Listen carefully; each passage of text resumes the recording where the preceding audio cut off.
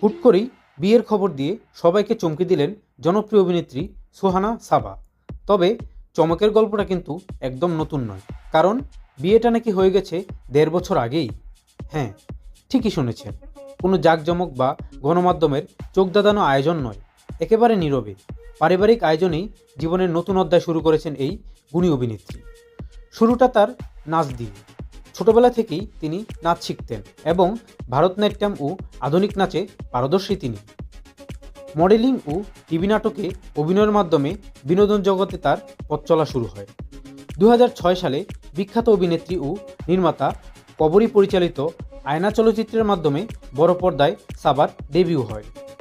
প্রথম সিনেমাতেই দুর্দান্ত অভিনয়ের জন্য তিনি সে বছর শ্রেষ্ঠ চলচ্চিত্র অভিনেত্রী হিসেবে ঐতিহ্যবাহী মেরিল প্রথম আলো পুরস্কার লাভ করেন। তার ক্যারিয়ারের শুরুর দিকে অন্যান্য গুরুত্বপূর্ণ ও প্রশংসিত সিনেমা হল খেলাঘর। ২০০৬ সালে মুর্শিদুল ইসলাম পরিচালিত এই ছবিতে তিনি রেহানা চরিত্রে অভিনয় করেন। চন্দ্রগ্রহণ।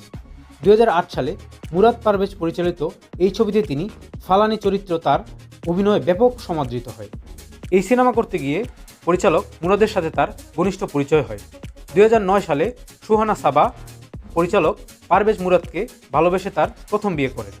প্রায় ৬ বছর সংসার করার পর ২০১৫ সালে শেষের দিকে তাদের ছাড়াছাড়ি ও বিচ্ছেদ ঘটে, যা ২০১৬ সালে আনুষ্ঠানিকভাবে প্রকাশ করেন সাবা। এই দম্পতির একটি পুত্র সন্তান রয়েছে, যিনি সাবার সঙ্গেই থাকেন। দ্বিতীয় বিয়ে কবে করেছেন তা জানতে আপত্তি না থাকলেও স্বামীর নামটি নিয়ে প্রথমেই বেশ রহস্য বজায় রেখেছিলেন সাবা।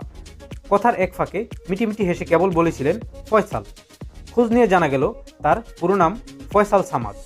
তিনি দেশের সফল পোশাক শিল্প উদ্যোক্তা ও সাবারটেক্স গ্রুপ ও সুরমা গার্মেন্টস লিমিটেডের ব্যবস্থাপনা পরিচালক। শিল্প খাত ও ব্যবসায় তিনি এক পরিচিত মুখ।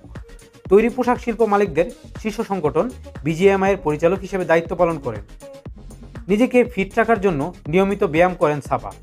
তার ভিডিও আপলোড করেন সোশ্যাল মিডিয়াতে। তিনি ব্যক্তি হিসাবে সবসময় থাকেন আলোচনা ও সমালোচনায়। তাদের নতুন জীবন নিয়ে কৌতূহল এখন অনুরাগীদের তুঙ্গে। গোপনে বিয়ের পর্দা অবশেষে কাটল। এরকম আরও তথ্য জানতে থাকুন একের টিভিতে।